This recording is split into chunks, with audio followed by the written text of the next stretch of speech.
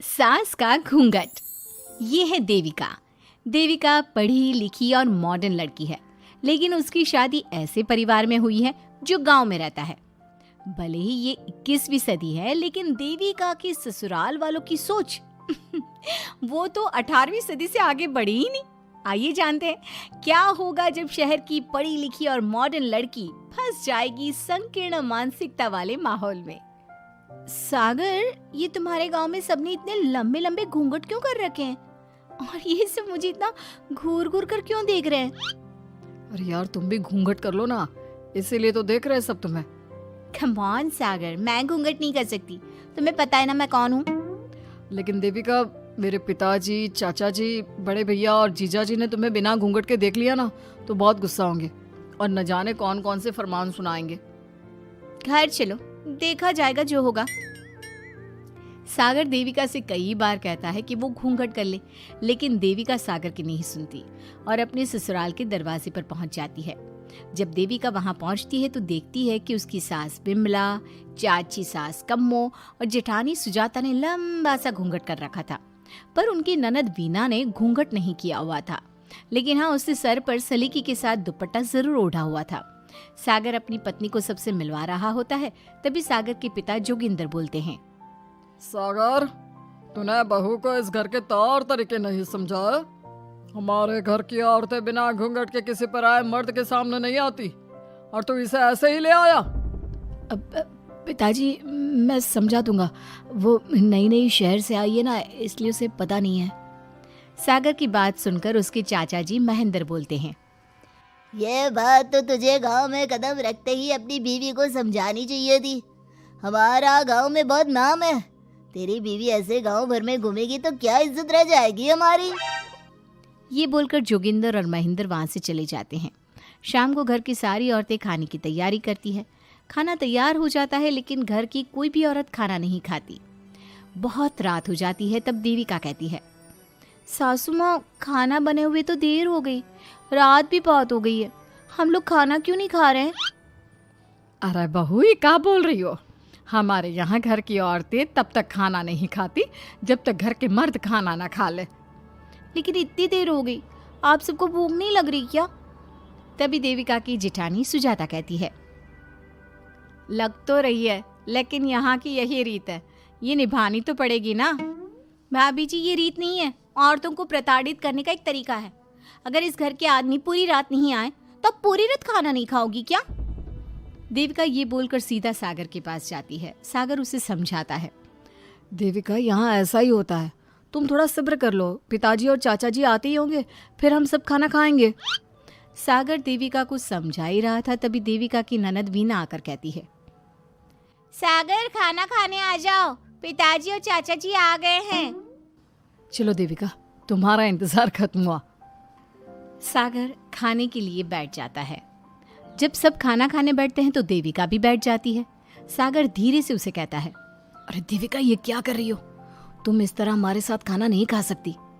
मगर क्यों सागर, मुझे भूख लगी है, सब लोग खा रहे हैं तो मैं क्यों नहीं खा सकती? ये हमारे घर का नियम है, पहले घर के आदमी खाते हैं और बाद में औरतें। लेकिन सागर, हमारे घर में तो ऐसा कोई नियम नहीं है। देविका और सागर में बहस छिड़ जाती है। तब सागर का बड़ा भाई कहता है, सागर, तेरी बीवी को एक बार में समझ में नहीं आता क्या कि इस घर की औरतें मर्दों के खाना खाने के बाद ही खाना खा सकती है?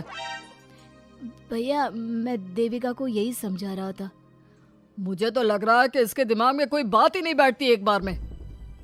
भैया, मेरे दिमाग में बात तब बैठेगी ना जब आपकी बात कोई ढंग की होगी। अरे आखिर क्यों घर की औरतों को आप लोगों की बात खाना मिलेगा? हाँ, अब से पहले घर की किसी औरत ने घर की किसी मर्द से इस लहजे में बात नहीं की थी, इसलिए वो सब देविका की बात सुनकर हैरान रह गए। तभी सागर की जीजा और वीना के पति कल्याण जी कहते हैं, ये क्या है सागर, इस घर की दीवारों को औरतों की इतनी ऊंची आवाज सुनने की आदत नहीं है। अपनी बीवी को बोल जरा होश से काम ले और चुपचाप चली जाए। क्यों चली जाऊं मैं चुपचाप? इस घर की औरतें आपकी हर बात बर्दाश्त कर लेंगी, लेकिन मैं शहर की पढ़ी लिखी लड़की हूँ। आपके कोई भी फालतू के रीति रिवाज मैं नहीं बर्दाश्त करने वाली। इस तरह देविका ने सारे घर की औरतों के लिए मिसाल पैदा कर दी जोगिंदर के घर में पहली बार किसी महिला ने विरोध का स्वर उठाया है, ये बात घर के किसी मर्द को बर्दाश्त नहीं हो रही है। तभी जोगिंदर कहता है, महेंद्र, मोहन, इस बेशर्म लड़की को कमरे में बंद कर दो और आज इसे कोई खाना नहीं देगा। अगर किसी ने इसे खाना दिया तो मैं उसे जिंदा नहीं छोड़ूंगा। महेंद्र और मोहन उसे कमरे में बंद कर देते हैं और उसे खाना भी नहीं देते। रात के 3 बज जाते हैं। भूख की वजह से देविका को नींद भी नहीं आती। तभी उसे कुछ महसूस होता है। ऐसा लग रहा है कोई दरवाजा खोल रहा है, लेकिन इतनी रात को कौन हो सकता है? कहीं सागर तो नहीं? देविका उम्मीद भरी नजरों से दरवाजे की तरफ देखती है, लेकिन दरवाजा खोलने वाला सागर नहीं बल्कि विमला और कम्मो है। माँ जी, चाची जी, आप दोनों? बहू, ये ले, हम तेरे लिए खाना लाए हैं, खा ले। और ये बात ना तो किसी को बताना मत कि हमने तुझे खाना दिया है, नहीं तो हमारे मर्द मार मार कर हमारा बुरा हाल कर देंगे। माँ जी, आप यहाँ इतना घुट घुट कर क्यों रहती हो? देविका, अब तू भी इस घर की बहू है, तू भी हमारी तरह रहना सीख ले। इस घर के कायदे कानून अपना ले। इस घर के मर्द तो कभी बदलने वाले हैं नहीं बहू, तो तू ही बदल ले अपने आप को। माँ जी, बदलाव अच्छे के लिए हो तो हमें बदलना चाहिए, बेकार और बेतुकी बातों का तो विरोध करना चाहिए। दोनों ने देविका को समझाने की कोशिश की, लेकिन देविका ने उल्टा उन्हें ही समझा दिया। इसी तरह एक दिन देविका किसी बात पर जोर जोर से हंस रही थी। तभी देविका की सास विमला ने उसे टोकते हुए कहा, अरे बहू, तू इतनी जोर जोर से क्यों हंस रही है? हमारे घर की औरत इतनी जोर जोर से नहीं हंसती। विमला अपनी बहू को समझा रही थी कि तभी महेंद्र बोलता है, अरे कम्मो, कौन है ये औरत जो बेशर्मों की तरह जोर जोर से हंस रही है? तभी कम्मो और देविका बाहर आ जाती हैं। जी वो मैं हंस रही थी चाचा जी, अब आप लोग हंसने पर भी पाबंदी लगाओगे क्या?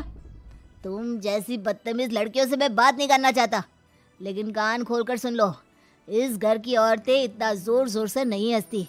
और हाँ, तुम्हें पहले ही बता चुके हैं कि इस घर की दीवारों को औरतों की तेज आवाज सुनने की आदत नहीं है।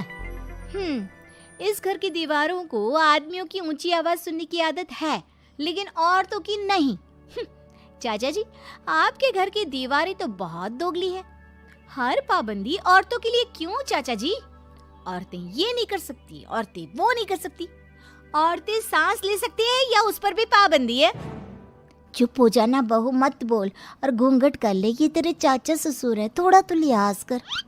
कम्मो के समझाने पर भी देविका चुप नहीं होती। वो महेंद्र से ऐसे ऐसे सवाल पूछती है जिनका जवाब उसके पास होता ही नहीं। महेंद्र गुस्से से सागर को आवाज देता है। महेंद्र की आवाज सुनकर घर के सभी आदमी बाहर आ जाते हैं। जी चाचा जी, आपने बुलाया? अपनी मुंह जोर बीवी को यहाँ से ले जाने तो कुछ अनर्थ हो जाएगा। क्या हुआ चाचा जी? तेरी बीवी जिस तरह से मुझसे बात कर रही है, छोटे बड़े की तमीज नहीं है इसे। कम से कम 7 दिन तक ये कमरे से बाहर नहीं निकलनी चाहिए। अगर इसे मैंने कमरे से बाहर देख लिया तो किसी की खैर नहीं, समझे? पर मैंने कुछ गलत नहीं बोला। सागर, जो सच है मैंने वही कहा है। देविका, चलो मेरे साथ। लेकिन सागर, मेरी बात तो सुनो। सागर देविका को वहां से ले जाता है। इसी तरह से कई दिन बीत गए। अब देविका अपने ससुराल में हर गलत बात का विरोध करने लगी, लेकिन जितना ज्यादा वो विरोध करती, उसके ससुराल वाले उस पर उतना ही ज्यादा अत्याचार करते। अब देखना यह है कि देविका अपने ससुराल वालों के अत्याचार को यूं ही सहती रहेगी। क्या उसके ससुराल में घूंघट में औरतों का दम इसी तरह घुटता रहेगा? अगर आप इन सवालों के जवाब जानना चाहते हैं ना, तो हमें कमेंट करके ज़रूर बताइएगा। और हमारी स्टोरी को लाइक, शेयर और चैनल को सब्सक्राइब करना ना भूलें।